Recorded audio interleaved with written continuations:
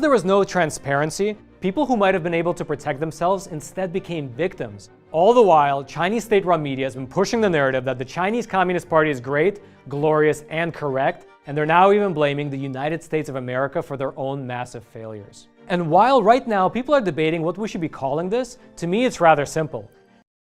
This is the name that we should be using. It clearly distinguishes the victims from the victimizers, because this is not the fault of the Chinese people. Chinese people are the victims themselves, just like the rest of us. It is the Chinese Communist Party's lies and their disregard for human life that has placed the entire world in jeopardy.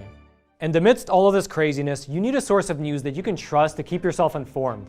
And I would highly recommend The Epoch Times. We tell it like it is, and we have been exposing the communist and socialist influence in China, as well as in the rest of the world, such as in the US, over the last 2 decades. In fact, 20 years ago, our staff of reporters and editors inside of China were arrested, jailed, and tortured for reporting the truth. This forced us to develop a system and an underground network of sources for getting real news out of that country. And because of that, amidst this crisis happening right now, our team is able to report the real situation. Among other things, they've been contacting individual funeral homes and hospitals in order to get a more accurate picture of what's really happening on the ground. And we report it all without politicizing the situation. Instead, we present you with the facts, the figures, the numbers, the context, and the analysis so that you can make up your own mind, form your own opinion, and keep yourself and your family safe. So click that button below and try the paper yourself for a full month for just $1. We deliver to all 50 states. We've got reporters around the globe, around the US, as well as inside of the White House, giving you an accurate picture of what's happening in this world. So click that button below and try The Epoch Times yourself. It's pure American journalism that's based in traditional values. And it can be delivered to your doorstep every single week. And the digital content you can access anytime, 24 hours a day, 7 days a week. So keep yourself informed and stay safe.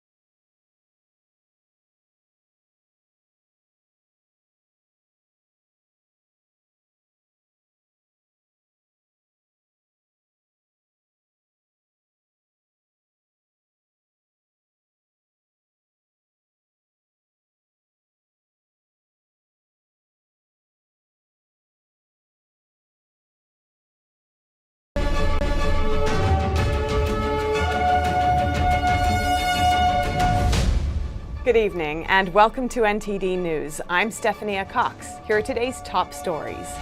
The Trump administration unveiled a savings plan today that will lower insulin costs for Medicare patient recipients. The copay for the drug will be capped at $35 starting January 2021. Traders returned to the New York Stock Exchange after a 2-month break. U.S. stocks are on the upswing thanks to signs that the economy is rallying. The GOP is suing California's governor over his plan to send a vote-by-mail ballot to every registered voter in the state. The Republican Party says the move is illegal and endangers democracy. We take a close look and compare Democratic and Republican counties where the CCP virus is killing the most people. The results may surprise you. And a nurse sails 35 hours by boat to help virus patients in New York City. She spends her nights at the hospital and her days on the boat with her husband.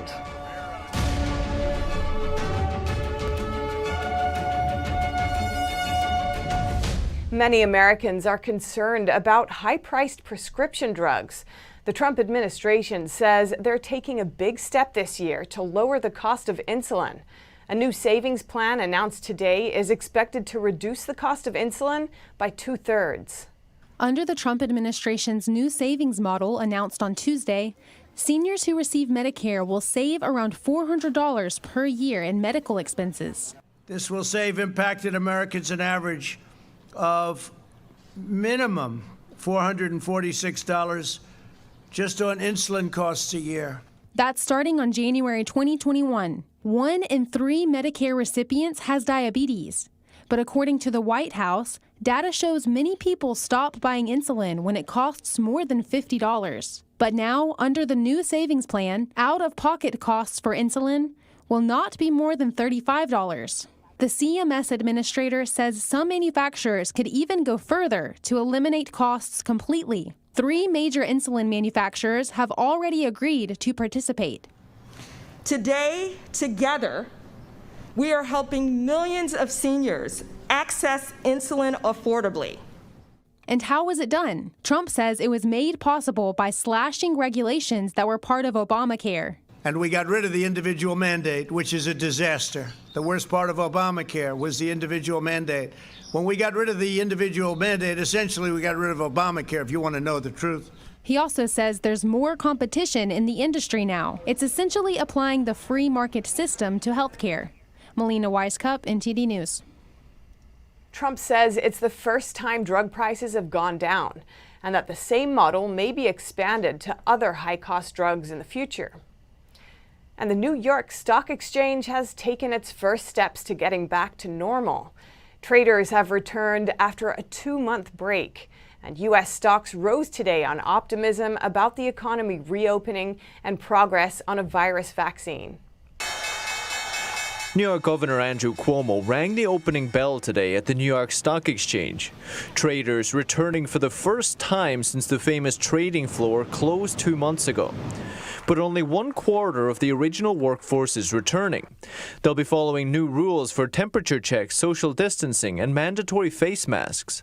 The Wall Street Journal reports that traders won't be allowed to sue the exchange if they catch the CCP virus at work. U.S. markets jumped today on hopes of a vaccine and signs that the economy is starting to return to normal. The S&P 500 was up 1.2% and the Dow Jones gained over 2%. All 3 major indices have surged over 30% from their lows in late March. The president is meeting with New York's governor tomorrow to talk about infrastructure in New York. The governor says it's a great time to get things up and running. And Trump says infrastructure is one need Democrats and Republicans agree on. President Trump and New York's governor are set to discuss infrastructure projects for the state on Wednesday. Governor Cuomo says the works could help revive the nation's economy. You want to restart the economy, you want to reopen the economy. Let's do something creative. Let's do it fast. Let's put Americans back to work.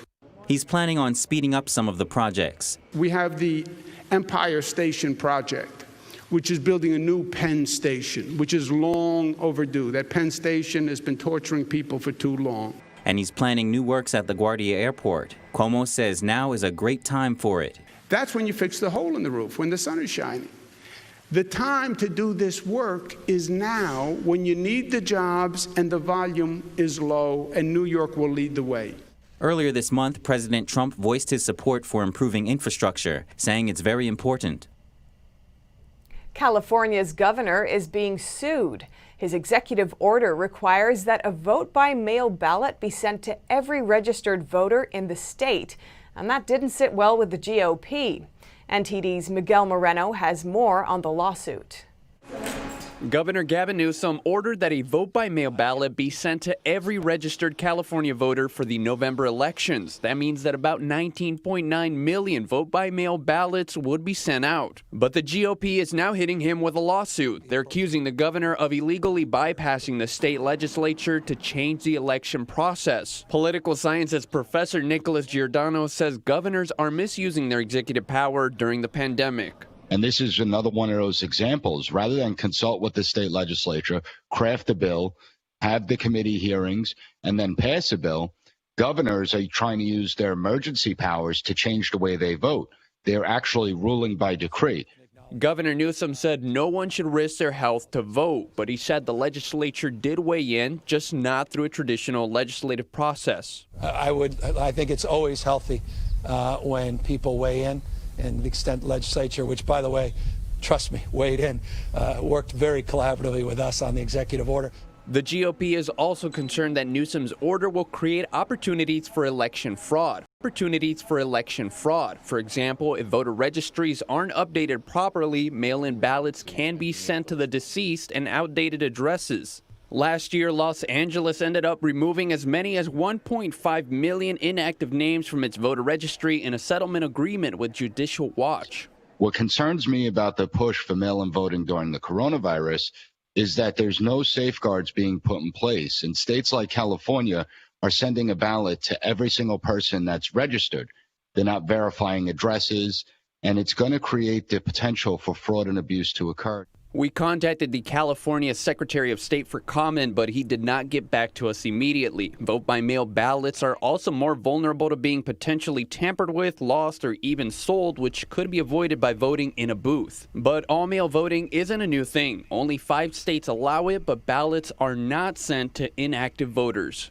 Miguel Moreno, NTD News. Farmers struggling to sell goods and food banks are more connected now than ever since April, thanks to the USDA. States have also developed their own programs. They're saving food that would have been wasted and feeding families that could have gone hungry. Last month, the USDA began buying excess food from struggling farmers and giving it to food banks and families in need. At the same time, states have been working on their own plans to help. New York launched a $25 million program to get local farm goods to food banks.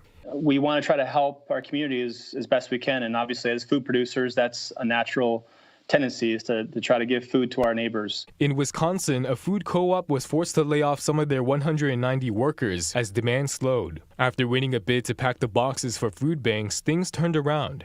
Well, we not only brought all the employees back, but we brought more back. It's really a positive experience for our company. Iowa officials helped raise over $130,000 to process pork. Now at one local food bank, struggling families can get meat for the first time ever. Thank you, thank you, thank you. You don't know how much this helps out the entire city of Des Moines. In a separate plan, one senator wants $8 billion to help food banks buy fresh produce directly from farmers. The CCP virus is killing more people in Democratic areas than in Republican ones. Over 3/4 of all the deaths from the virus have been in counties where Hillary Clinton won the popular vote in 2016. NTD's Kevin Hogan has more. At NTD, we took a look at the data from all 3,142 counties or county equivalents in the United States. We compared the way these counties voted in the 2016 presidential election to their death rates from COVID-19. The results we found are surprising. Each data point on this graph is a county. The data shows that as the percentage of people in the county who voted for Hillary Clinton goes up, the death rate goes up. Here we see that as the percentage of people in a county who voted for Donald Trump goes up, the COVID-19 death rate goes down. All COVID-19 data is as of May 21st. There are some exceptions to this trend, however. For example, the death rate in the Republican county of Sussex in Delaware was higher than the average rate for all blue counties.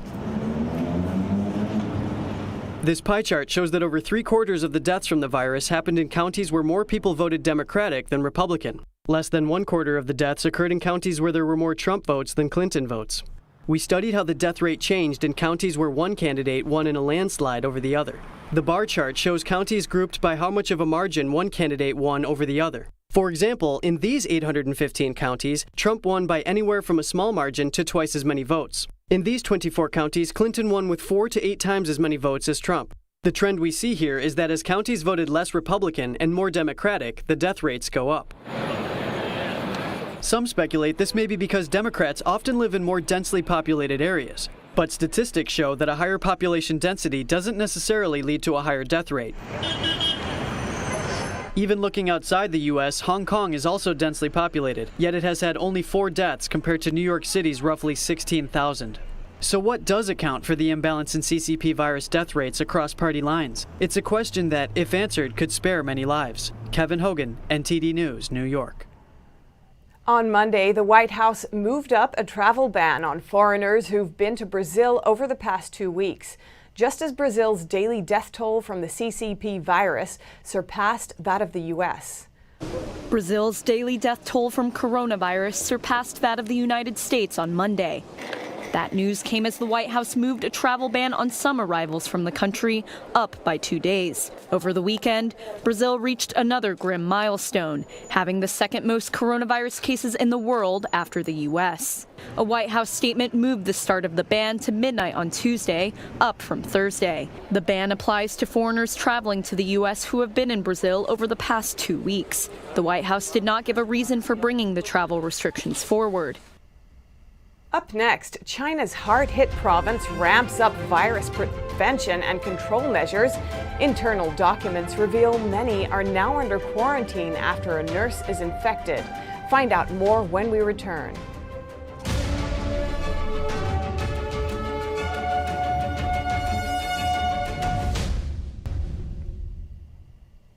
Now to China's northeast. Provinces hard hit by the virus are seeing increases in prevention measures. NTD's Tiffany Meyer brings us more. Worrying scenes in Jilin City. People dressed in protective gear tell residents to come downstairs to collect food and medicine. The residents are then told to go straight home again.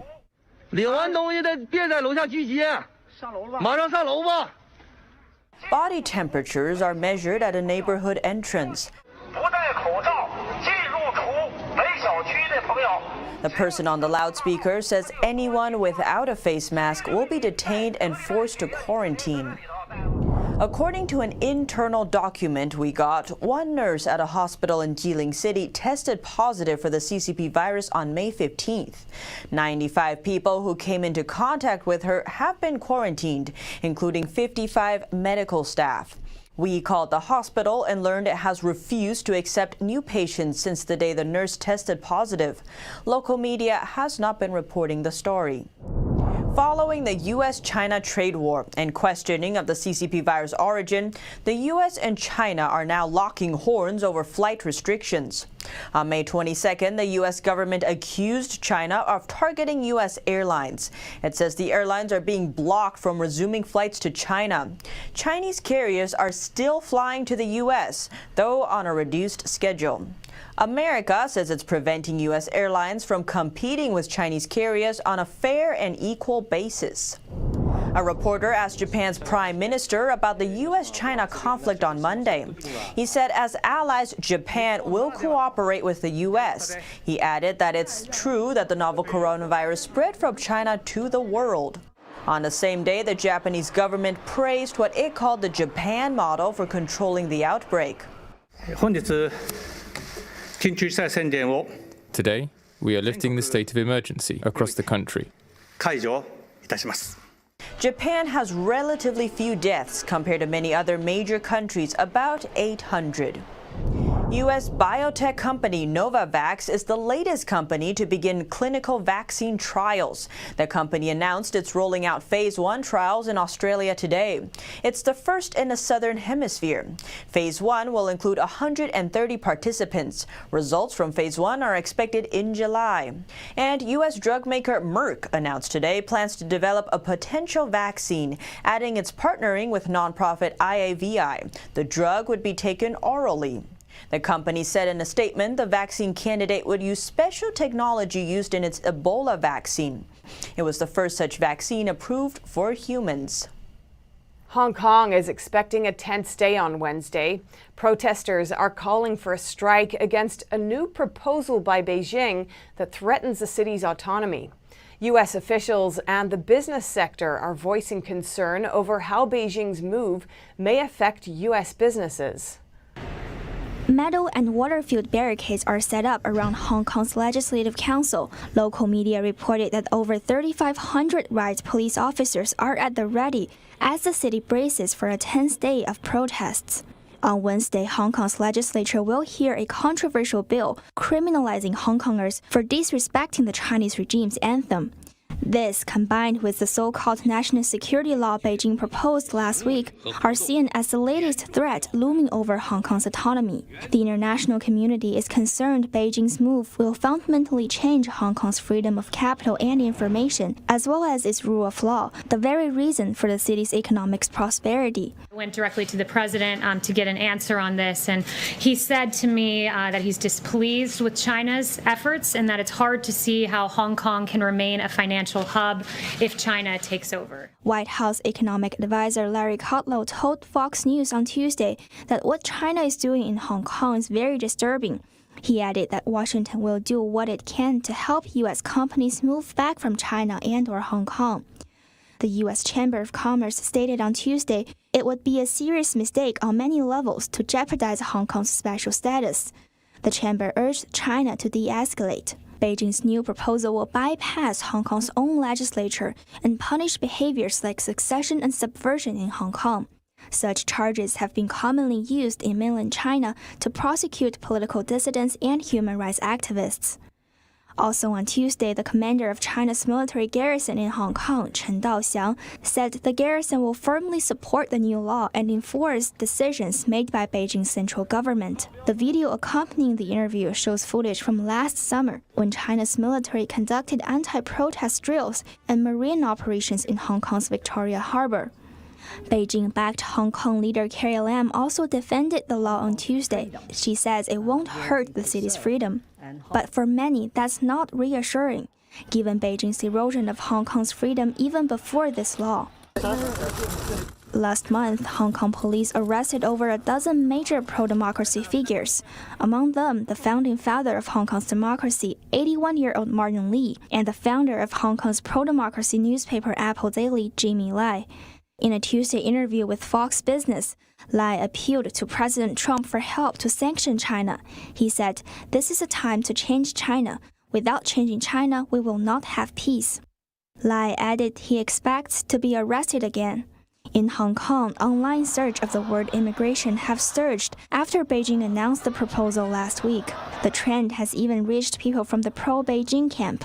The Chinese-language version of German media DW News reported many Hong Kongers who own businesses in China are also asking about the fastest way to leave Hong Kong. One immigration consultant said, "The more one knows about the CCP, the more scared the person is. One worries about being criminalized for one's speech or retaliated against." One particular concern is of China's Security Bureau operating in Hong Kong. Over 85,000 American citizens live in Hong Kong, and over 1,300 U.S. firms operate there. That includes all major financial companies. The city returned to China's control under a promise of autonomy in 1997, when Britain's granted years of rule over Hong Kong expired.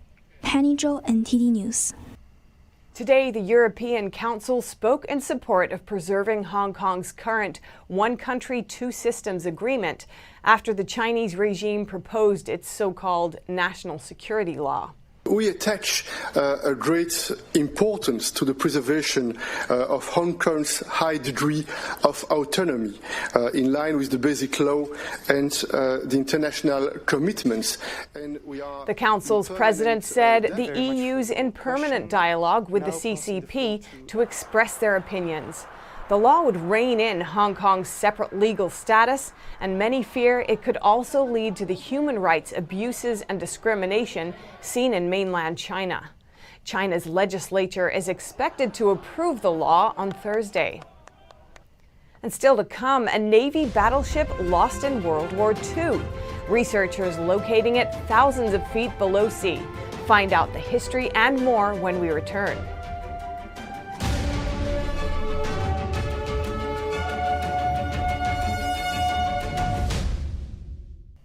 Researchers have located the sunken USS Nevada near Hawaii. The wreckage was found more than 15,000 feet below the ocean's surface, helping to close the final chapter of a historic battleship.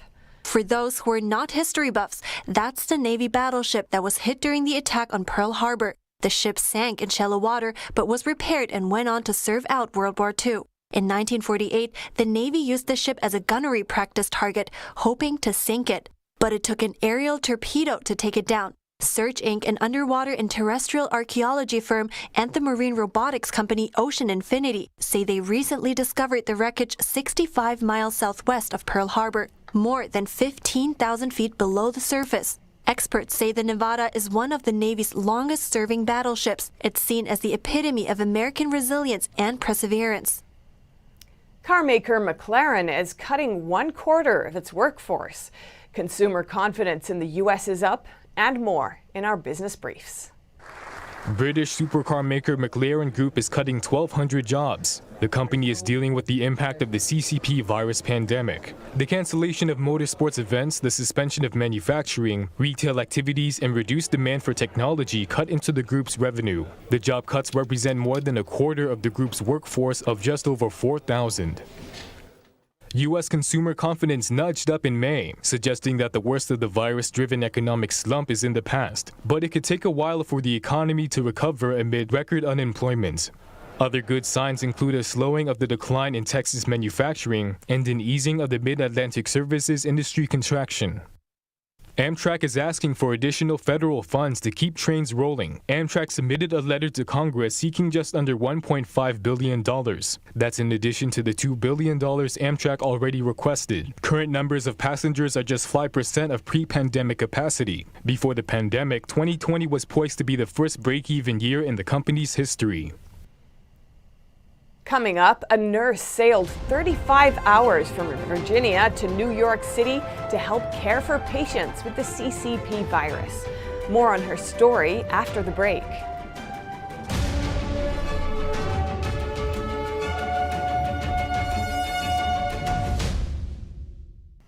A nurse from Virginia sailed 35 hours on a boat with her husband so she could offer her services in New York City and help virus-stricken patients. As the CCP virus pandemic shifted hospitals' priorities throughout the United States, nurse Rachel Hartley wasn't being utilized much. Hospitals canceled elective surgeries, so her specialty providing pre-operation anesthesia wasn't needed. So we canceled our elective cases, so that meant I just wasn't working very much. And I had 3 years of experience as an intensive care nurse before. So it just made me kind of sit in Virginia, like I'm not being utilized and I have these skills. And I'm seeing New York City just being ransacked by the virus. When New York's governor announced an emergency order allowing nurses from other states to temporarily practice in New York, Hartley and her husband thought deeply, then decided to head there.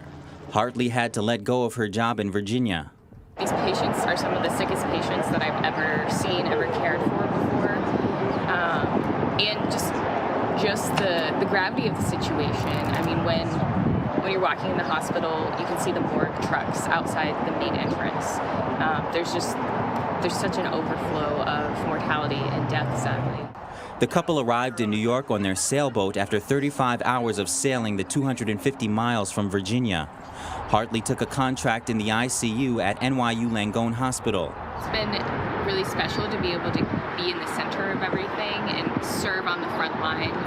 And I'm grateful for the skills that I have that can be put to use. Hartley spends her nights on shift and her days trying to relax on the boat in the city's East River with a view of downtown Manhattan. And that's all for today's news. Thanks for tuning in. I'm Stephanie Cox.